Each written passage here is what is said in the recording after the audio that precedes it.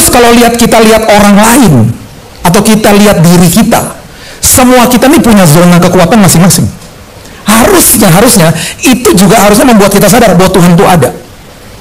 Ada yang jago lawyer, ada yang jago pilot, ada yang jago di perbankan, ada yang jago jadi entrepreneur, ada yang jago musik, ada yang jago seni. Banyak banget. Tuhan tempatkan satu-satu karakter keindahan dia di dalam semua manusia. Dikasih kepribadian beda-beda, kreativitas beda-beda, talenta beda-beda.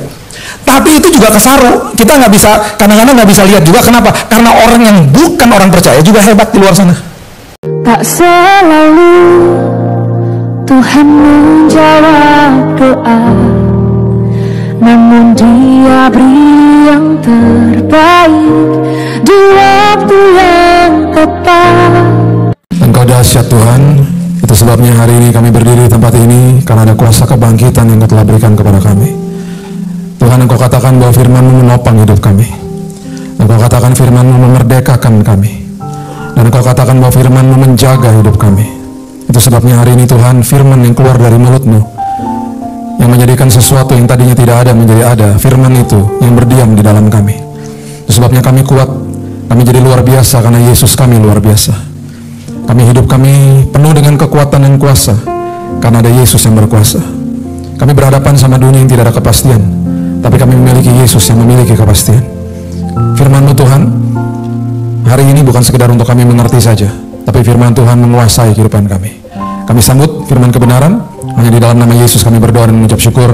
Kita sama-sama katakan, amin, amin, amin, amin, amin, amin. Silakan duduk. Shalom. Oke, Kejadian 1 ayat 26.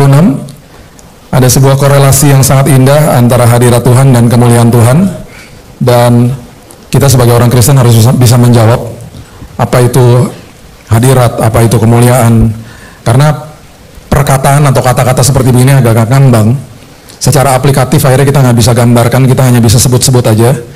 Dan akhirnya kita nggak paham bahwa ini ternyata ditempatkan dalam hidup kita, dan secara aplikasi bagaimana saya mengerti hal-hal seperti ini. Pertama kali identitas manusia disebut, itu ditulis di Kejadian 1 ayat 26. Ayat 26 itu adalah ayat yang memberikan pertama kali kepada manusia tentang apa yang Tuhan lihat dalam hidup kita. Dan ayat itu adalah ayat yang sangat-sangat dahsyat, ayat yang luar biasa. Bahkan di ayat ini merupakan ayat yang menyatakan kepada kita, kita diminta untuk menguasai hidup kita. Kita tidak bisa menguasai hidup kalau kita tidak mengerti identitas di dalam Tuhan. Itu sebabnya di ayat 26 ada kata yang sangat penting, yaitu kata supaya. Kata yang sangat sederhana, tapi seringkali nggak dibahas, karena kata ini adalah kata sambung, therefore, oleh sebab itu. Dan itu sebabnya kalau ada kata supaya, berarti saya harus melakukan bagian yang pertama, baru saya bisa lakukan bagian yang kedua. Saya belajar supaya saya pandai. Saya belajar supaya saya mengerti. Saya belajar supaya saya memiliki pengetahuan. Saya belajar tentang pernikahan supaya pernikahan saya berhasil. Jadi berarti bagian pertama itu harus beres dulu, supayanya itu bisa akhirnya melakukan bagian yang kedua. Nah, ayat 26 itu ada kata supaya di situ. Dan dimulai dengan kalimat yang luar biasa, dikatakan berfirmanlah Allah, baiklah kita menjadikan manusia menurut gambar dan rupa kita. Itu identitas. Supaya. Mereka berkuasa atas ikan-ikan di laut, burung-burung di udara, atas ternak, karena memang banyak binatang saat itu. Nah, ini dia yang relevan bagi kita, atas seluruh bumi. Dan atas segala binatang melata yang merayap di bumi. Jadi, kalau kita nggak ngerti siapa saya di dalam Kristus Yesus, saya tidak akan bisa menguasai hidup saya. Sesederhana itu. Yang terjadi sebaliknya, kalau saya nggak ngerti identitas saya, kehidupan saya menguasai saya. Saya punya teman yang dikit-dikit, kalau ke rumah, gue keluar bentar ya, kenapa? Ngerokok. Kenapa? Karena hidupnya dikuasai tembakau. Karena butuh nikotin pokoknya tiap hari. Nagih pokoknya badannya. Gue ke rumah lo boleh nggak, Bil? Boleh. Gue bawa minuman gue boleh nggak? Bukan aqua kalau dia bilang minuman. Alkohol lah. Karena dia butuh, tubuhnya nagih. Karena hidupnya dikuasai alkohol. Orang yang masih terikat dengan pornografi, manusia menguasai dia. Sesederhana itu. Karena apa? Nggak ngerti identitas di dalam Tuhan. Dan diperburuk lagi karena orang-orang seperti ini tidak mengerti. Di dalam perjalanan hidupnya ada orang melukai hati dia. Dia percaya apa kata orang itu kepada dia. mungkin orang tuanya, mungkin teman dekatnya yang ngebully dia dan pernah bilang bahwa dia bodoh, dia nggak layak, dia adalah orang yang selalu gagal. Dia percaya sama opini manusia, bukan pendapat atau persepsi daripada Tuhan atau apa yang Alkitab katakan tentang dia, bahwa dia adalah orang yang lebih daripada pemenang, dia segambar dan serupa. Dia nggak paham soal itu. Saya cuma mau kasih tahu kepada kita, identitas kita yang sebenarnya adalah di ayat ini. Ada seorang namanya Brian Nichols. Dia adalah pemerkosa dan dia ada di courtroom di kota Atlanta, akan diadili, dan dia sedang dibawa sama seorang polwan, dan rupanya polwan ini yang mengawal dia, rupanya safety procedure-nya tidak baik. Jadi si Brian Nichols ini akhirnya berhasil mengambil pistol daripada polwan tersebut, dia pukul kepalanya sampai pingsan, dia masuk ke dalam ruang sidang, ditembak hakimnya. Kalau nggak salah paniteranya juga mati, ada beberapa orang, 2-3 orang mati di dalam ruang sidang. Brian Nichols kabur dengan mobilnya, mobil yang ada di luar courtroom, dikejar sama polisi. Terjadilah police chase di situ, di kota Atlanta. Itu mencekam, mengerikan, karena orang ini pembunuh berarti. Dia akan diadili sebagai pemerkosa, sekarang dia udah bunuh orang. Bagi polisi saat itu, orang ini adalah orang yang kalau ketemu udah dihajar mati aja udah, karena bisa membahayakan orang lain. Dia kabur, dia masuk ke dalam sebuah rumah. Dia masuk ke dalam rumah itu, dia akhirnya terkepung di situ, dia nggak bisa kemana-mana lagi. Dia menyandera orang yang ada di dalam rumah itu, dan rumah itu adalah rumah yang dimiliki oleh seorang ibu yang namanya Ashley Smith. Ibu Ashley Smith disandera kalau nggak salah sekitar 6 jam di dalam rumahnya, dan dia katakan kepada polisi, kalau kamu masuk ke dalam rumah ini, if you ambush me, kalau kamu masuk dan ambush saya tembak nih ibu. Dan polisi nggak berani bertindak, cuma dikepung aja. Berusaha terjadi negosiasi yang akhirnya gagal. Dengan berjalannya waktu, Ibu Ashley Smith bilang begini sama dia, saya mesti beres-beres nih di rumah saya. Kalau kamu cuma suruh saya duduk di sini, udahlah biarin saya mau ke dapur. Kamu liatin saya aja nggak apa-apa. Cuman selagi saya di dapur nih, kamu baca nih buku Purpose Driven Life, karangan Rick Warren. Buku yang dalam 7 bab pertama itu menggambarkan siapa kita, kenapa kita ada, kenapa Tuhan ciptakan kita, buat apa Tuhan ciptakan kita. Dia baca. Brian Nichols, setelah dia baca beberapa bab dari buku itu, nggak sampai habis, dia tahu apa yang Alkitab katakan tentang siapa dia di dalam Kristus Yesus. Bapak Ibu, dia nangis, dia bertobat, dia terima Yesus, dan dia bilang sama polisnya, tangkap saya. Brian Nichols dihukum seumur hidup, dan ini pernyataan yang keluar dari mulutnya, tubuh saya akan ada di penjara seumur hidup, tetapi jiwa dan roh saya sudah jadi milik Kristus. Karena saya ngerti siapa diri saya di dalam Tuhan. Setiap kali orang yang hidupnya dikuasai sama kebenaran firman, dia sanggup menguasai hidup. Makanya ayat 26 itu dahsyatnya luar biasa. Ayat 26 itu dimulai waktu tahun 2007, saya lagi belajar ayat ini, tiba-tiba jam 11 malam Tuhan bilang, mundur Bil dikit, baca ayat sebelumnya supaya kamu ngerti. Ayat 11 di Kejadian 1 ini mengatakan bahwa Tuhan itu berfirman kepada tanah ketika Tuhan menciptakan tumbuh-tumbuhan. Jadi Tuhan mengatakan kepada tanah, hei tanah, kamu jadi sumber bagi tumbuh-tumbuhan. Makanya ayat 11 berbunyi begini, hendaklah tanah, Tuhan berfirman kepada tanah, hendaklah tanah menumbuhkan tunas-tunas muda, tumbuh-tumbuhan yang berbiji, segala jenis pohon buah-buahan yang menghasilkan buah yang berbiji, supaya ada tumbuh-tumbuhan di bumi, dan jadilah demikian. Tuhan menjadikan tanah sumber bagi tumbuh-tumbuhan. Tuhan berfirman kepada tanah. Itu sebabnya ketika tumbuh-tumbuhan dipisahkan dari sumbernya, mati nggak? Matilah. Jadi sambal goreng labu siam di atas meja. Salah satu sayur yang saya suka, sambal goreng labu siam. Wow. Kepada siapa Tuhan berfirman ketika dia menciptakan ikan-ikan di laut? Ayat 20 mengatakan apa? Coba lihat ayat 20. Firman Tuhan katakan begini, hendaklah dalam air berkeriapan makhluk yang hidup. Bahasa Inggrisnya dengan sangat jelas, let the water produce. Tuhan berfirman kepada air, Tuhan katakan kepada air, hai air, keluarkan tuh binatang-binatang. Berarti sumber daripada ikan-ikan adalah air, karena Tuhan berfirman kepada air. Ikan dipisahkan dari sumbernya, ikan dipisahkan dari air, mati nggak? Mati. Jadi gurame bakar, jadi sushi. Kemudian Tuhan berfirman kepada siapa ketika dia menciptakan binatang melata dan binatang liar? Tuhan berfirman kepada bumi. Ayat 24. Tuhan katakan begini kepada bumi, hendaklah bumi mengeluarkan segala jenis makhluk yang hidup, ternak, binatang melata, dan segala jenis binatang liar, dan jadilah demikian. Let it be. Itu sebabnya binatang melata, binatang liar, habitatnya adalah bumi. Dipisahkan dari bumi atau diganggu di habitatnya, nggak bisa berfungsi dia. Kemarin saya baru pulang, berapa minggu lalu saya baru pulang dari Belitung. Kita ada pelayanan di beberapa desa. Orang lokal bilang gini, Pak, di sini ada binatang sangat unik namanya Tarsius. Tarsius, kayak nama Romawi ya? Apa Papanya Pilatus. Itu binatang Pak, dia agak-agak crossover Pak, dari koala sama kera. Matanya gede, tinggalnya di pohon, keluarnya malam.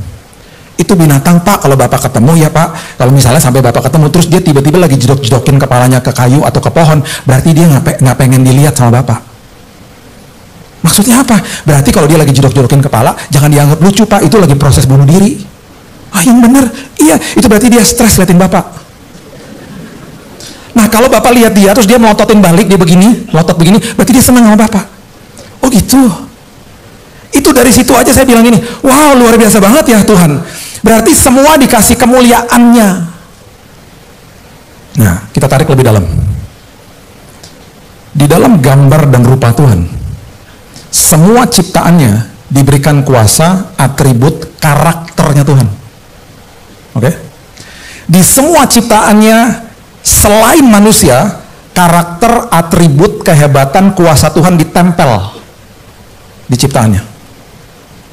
Manusia, kuasa, karakter, atribut, kehebatan Tuhan ditaruh, bukan ditempel, ditaruh di dalam manusia.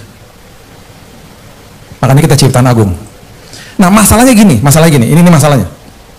Kita kalau lihat ciptaan Tuhan, harusnya kita sadar bahwa Tuhan ada. Harusnya. Karena semua kemuliaan Tuhan yang dinyatakan di atas ciptaannya dia atau di dalam ciptaannya dia, itu menggambarkan Tuhan.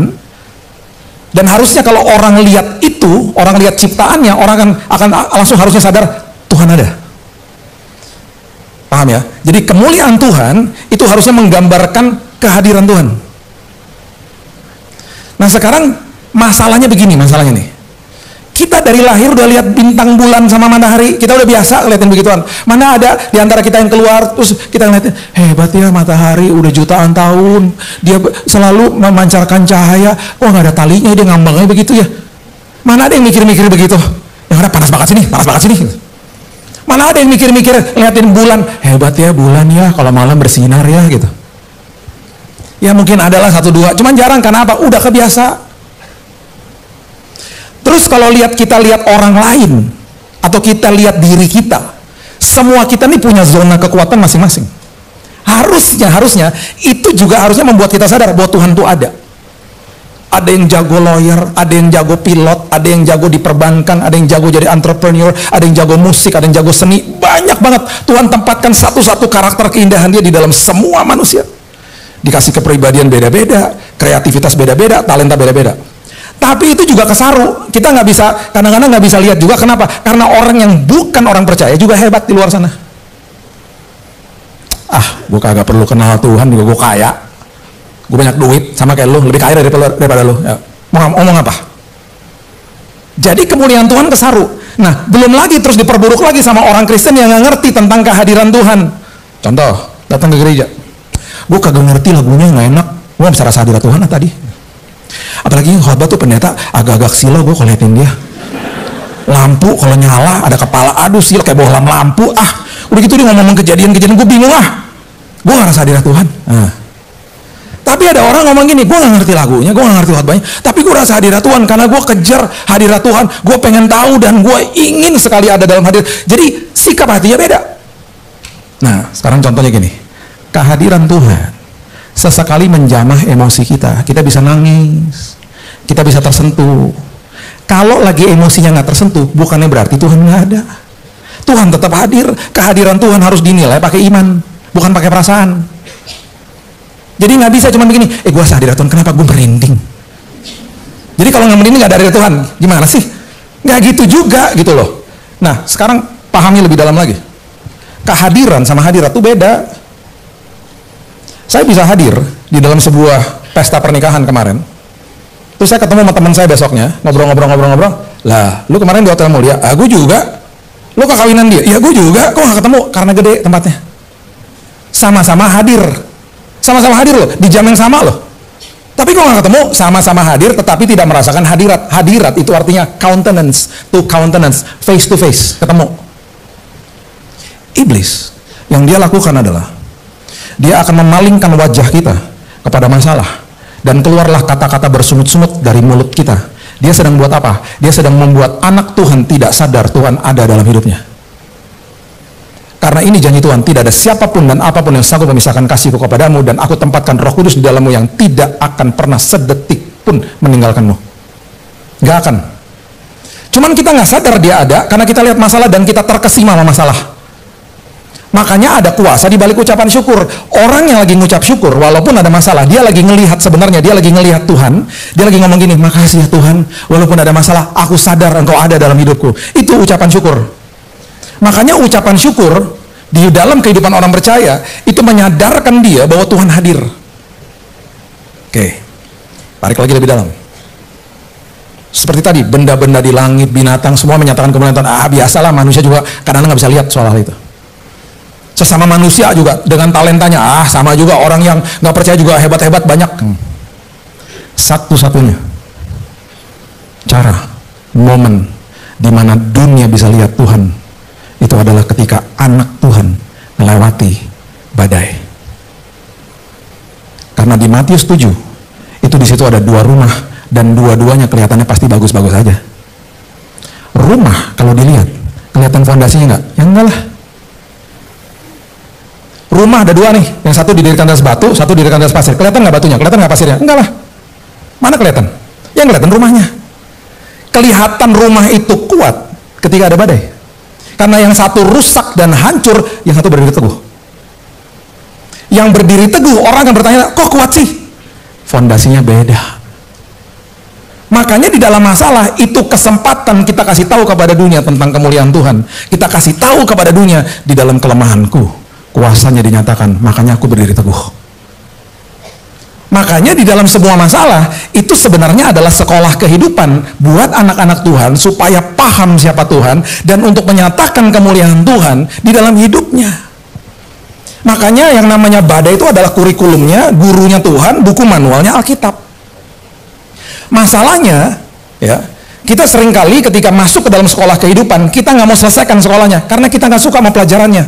Aduh, berat amat sih, saya nggak suka gitu. Kemarin saya ngisi di Rohani Kristen SMA 1, Budi Utomo SMA Negeri 1. Saya dulu alumni di situ. Nggak boleh tahu tahunnya, ntar tua banget nih Pak Billy ya gitu. Saya ke sana terus saya ke belakang. Saya kasih tau teman saya Yos, saya bilang gini, tuh tempat dulu tuh gue kabur dari situ tuh. Ada tembok yang saya pernah loncatin kabur dari kelas karena nggak suka kelasnya. Perhatikan apa yang terjadi ketika murid-murid Yesus bilang begini, saya nggak mau kelasnya selesaikan, berhentikan kelasnya Tuhan. Markus pasal yang keempat ayat 35, coba lihat.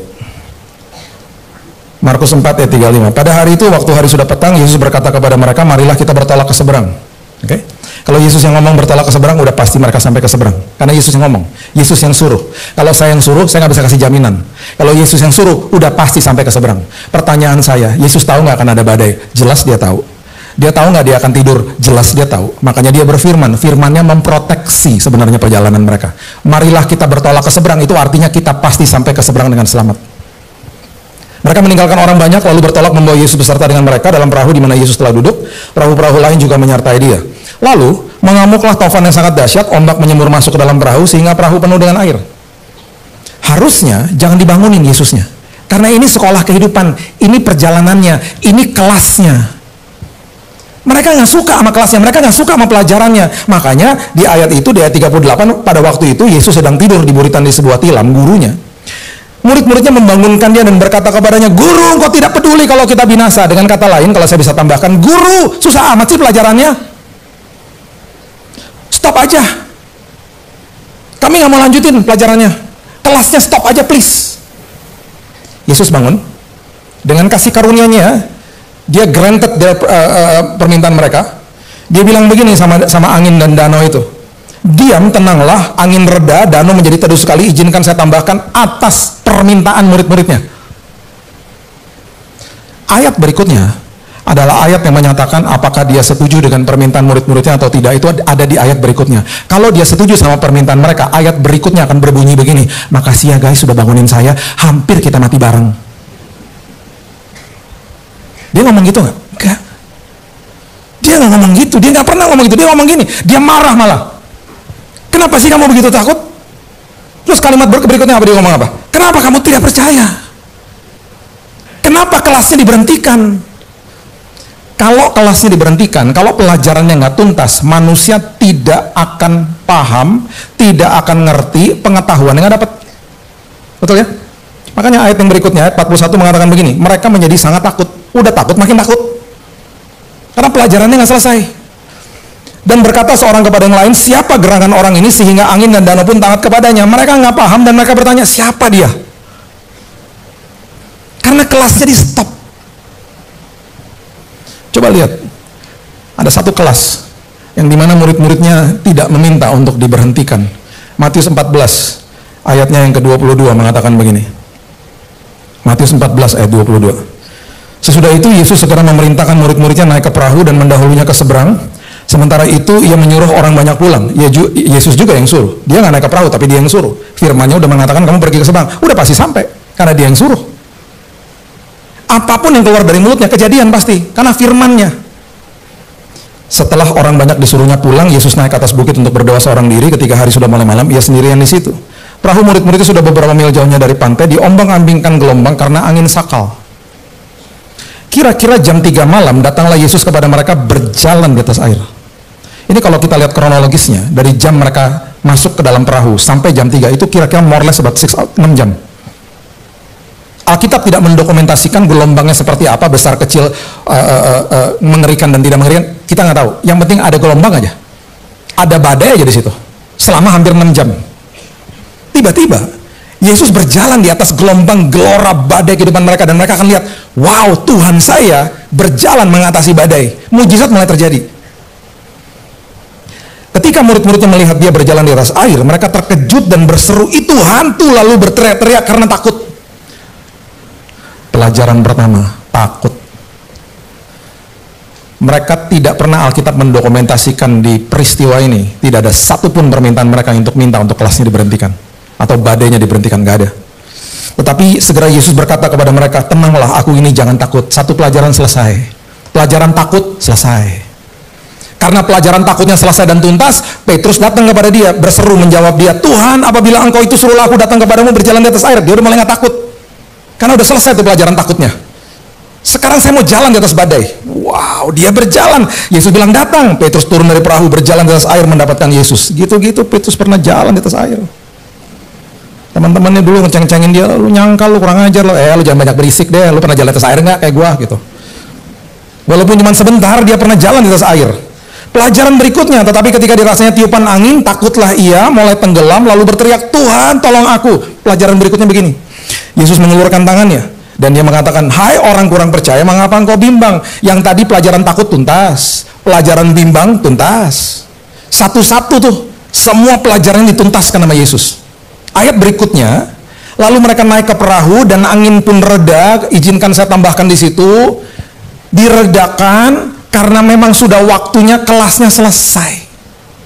Diredakan karena memang selesailah seturut sama waktunya Tuhan. Perhatikan apa yang terjadi ketika kelasnya selesai dan gak ada yang berhentikan kelasnya dan gak ada yang kabur dari kelasnya.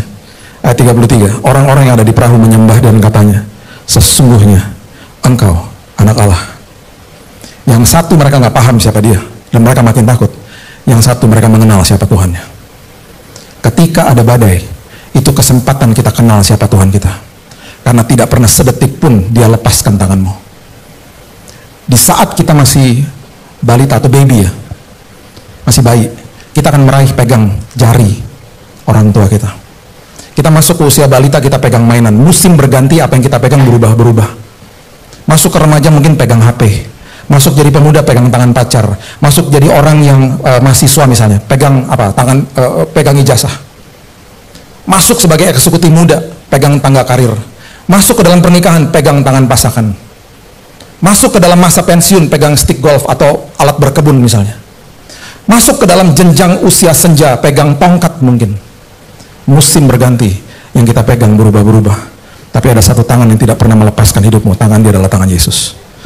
Musim berganti, tangan itu tangan yang paling perkasa. Dan bahkan di dalam lembah kekelaman pun, di dalam terowongan yang gelap pun, di dalam padang gurun pun, dia menyertaimu. Dialah Allah Immanuel itu. Biarkan selesaikan badainya, karena kita lagi merobos sama-sama dia, dan itu sekolah kehidupan. Karena di ujung daripada itu semuanya kemuliaannya dinyatakan buat orang-orang sekeliling kita. Kok lu bisa sih ngelewatin itu? Ada Tuhan. Teman saya masuk ke rumah sakit waktu saya kena kanker, divonis mati 3 bulan tahun 2019. Bill, lu kayak tengkorak Bill, gue jadi nangis, gue gak sadar tuh lu Bill. Habis ngobrol-ngobrol dia bilang gini, Bill, kalau itu terjadi sama gue gak mungkin sekuat lu Bill. Saya bilang gini, gak gitu kali caranya. Kalau lu diizinkan Tuhan lewatin badai di dalam kelemahan lu, kan lu pasti lemah kan? Kuasanya dinyatakan dalam hidup lo. Karena justru di dalam badai Tuhan mau menyatakan kepada dunia siapa dia lewat anak-anaknya. Makanya kemuliaan Tuhan dinyatakan lewat hidup kita justru ketika ada badai. Dunia akan melihat. Dan itu membawa berkat bagi kita karena kita diubahkan Tuhan. Kita dapat terobosan di sini sebelum kita menerobos masalahnya. Kemarin di Belitung ada seorang ibu datang kepada saya. Dia nangis, dia bilang begini, Pak Billy, saya seorang guru TK Pak. Di tahun 2008 Pak, anak saya dipanggil pulang sama Tuhan. Usia dia masih 3 tahun. Dia kena kanker Pak. Terus dia bilang gini sama saya nggak punya kesaksian seperti Pak Billy. Pak Billy disembuhkan Tuhan, anak saya nggak disembuhkan Tuhan Pak, dia dipanggil pulang sama Tuhan. Saya nggak punya kesaksian seperti Bapak. Terus dia ngomong gini, Pak, sejak 2008 Pak, sejak anak saya dipanggil pulang sama Tuhan, tadinya saya nggak suka anak Pak. Anak-anak lain, orang lain kalau lihat saya pada takut. Tiba-tiba hati saya diubahkan, saya jadi punya belas kasihan Pak. Jadi saya akhirnya mau ngajar TK Pak. Jadi saya ngajar TK sampai hari ini Pak. Tapi saya nggak punya kesaksian seperti Bapak. Waktu saya diberikan kesempatan berbicara, saya bilang gini, Bu, yang Ibu kasih tahu sama saya itu kesaksian Ibu. Bu, Ibu tahu nggak berapa ratus anak, mungkin ribuan dari tahun 2008 yang Ibu jamah. Karena hidupnya Ibu, hatinya Ibu diubahkan sama anak Ibu. Dia cuma ditugasin 3 tahun Bu sama Tuhan. Anaknya Ibu tuh pahlawan buat Ibu. Bu, saya disembuhkan Tuhan dari kanker betul, tapi saya masih hidup di dalam tubuh yang fana Bu. Anaknya Ibu dipisahkan dari casing tubuh yang udah hancur Bu. Dan di detik dia tutup mata di bumi, dia bangkit di pangkuan Bapa di sorga. Karena kematian gak berkuasa atas orang-orang percaya Bu. Karena Yesus yang mengalahkan kematian di kayu salib. Di Tesalonika dikatakan apa? Jangan berduka seperti orang tidak memiliki pengharapan. Satu hari kelak ibu akan dipertemukan dengan dia kembali Bu. Saya nggak tahu dia bisa lihat Ibu atau tidak. Kalau dia bisa lihat, buat dia bangga Bu. Ini kesaksian dahsyat Bu. Semua kita punya pengalaman beda-beda sama Tuhan. Penyertaan Tuhan nggak pernah gagal loh Bu. Ibu lagi nyatakan kemuliaan Tuhan. Ibu lagi ngasih tahu kepada banyak orang bahwa Tuhan itu ada. Ibu nggak tinggalin dia loh Bu. Bu, saya punya teman Bu. Saya punya teman baik. Anaknya 21 tahun lagi kuliah di Jerman, meninggal Bu. Itu teman saya ngomong gini sama saya, Bill, gue waktu lagi ngambil jenazah anak gue Bill, itu gue kalau nggak dipegangin sama teman gue lagi lari ke kereta cepat, gue mau bunuh diri Bill. Untung ada yang megangin gue udah gak ada harapan Bill. Bapak Ibu tahu nggak apa yang terjadi sama dia? Hari ini dia punya persekutuan doa namanya Victorious Mother. Dia ngumpulin ibu-ibu yang anaknya dipanggil pulang sama Tuhan. Dia jadi berkat. Dan ibu-ibu ini menjangkau ibu-ibu yang lain juga. Mereka berkumpul, mereka saling menguatkan, kemuliaan Tuhan dinyatakan di situ. Orang sadar bahwa Tuhan ada gara-gara anaknya lewat badai dan berdiri teguh. Itu. Makanya ini yang saya katakan. Ketika orang datang kepada saya dan bilang, Bill, lu dapat mujizat kesembuhan dari kanker. Bukanlah. Mujizat yang gue terima adalah gue, istri gue, dan kedua anak gue diubahkan Tuhan. Kesembuhannya bonus. Karena Tuhan kalau sembuhin orang tinggal balikin tangan sembuh. Tapi perubahan karakter itu memerlukan respon daripada kita. Saya menikah sama istri. Kalau Bapak Ibu tahu film MacGyver itu istri saya. Seorang yang tidak mempunyai dimensi iman. Nggak ada. Karena semua pakai logika. Satu hari saya tanya sama Mbak di rumah, Ibu mana? Lagi di garasi Pak. Saya ke garasi itu kan dia ngapain? Kipas angin lagi dibongkar sama dia. Lagi dibetulin. Terus saya bilang gini, ntar pasangnya gimana? Tenang, kan ada YouTube. Betul tuh kipas anginnya. Satu hari lagi hujan keras. Mbak, Ibu di mana? Di loteng Pak, betulin genteng. Anak-anak kalau di rumah, laptop rusak, pintu rusak, toilet rusak, nggak ada yang manggil Daddy, Mami. Tuh istri saya, MacGyver. Kalau di film kartun tuh handyman. Tuh. Waktu saya sakit, logikanya nggak bisa bekerja udah, mentok udah. Saya nggak pernah lihat dia nangis, meraung-raung di samping saya di kamar saya, di rumah sakit, menjerit kepada Tuhan. Tuhan, aku nggak tahu lagi harus bagaimana. Itu yang Tuhan mau. Saya nggak pernah dengar itu. Dan waktu saya disembuhkan, dia bilang gini, aku mengucap syukur sama Tuhan. Karena aku lihat Yesus, aku ngalami Yesus dalam hidupku. Aku punya dimensi iman yang baru, diubahkan Tuhan dia. Itu mujizat terbesar yang terjadi. Karena kemuliaan Tuhan dinyatakan lewat pengalaman hidup orang-orang percaya. Makanya kalau ada masalah, ada badai, itu sekolah kehidupan Bapak Ibu. Biarkan tuntas. Tuhan pegang tangan kita kok. Supaya kemuliaan dinyatakan, supaya dunia bisa akhirnya bertanya, siapa Tuhanmu? Saya percaya apapun yang kita sedang lewati, kita sedang mengalami terobosan sama Tuhan. Dan ingat, jangan kejar-kejar jawaban doa. Tuhan udah siapkan yang terbaik. Nikmati penyertaan Tuhan selagi menunggu jawaban doa. Keintiman terjadi, perubahan karakter terjadi, pertumbuhan rohani terjadi di situ. Dan perkara besar terjadi di situ. Kita akan belajar banyak hal di dalam penantian kita. Tuhan tahu yang terbaik buat kita. Kapan dia kasihnya, terserah dia. Dia tahu waktu yang tepat, bukan kita. Dia maha tahu, kita suka sok tahu.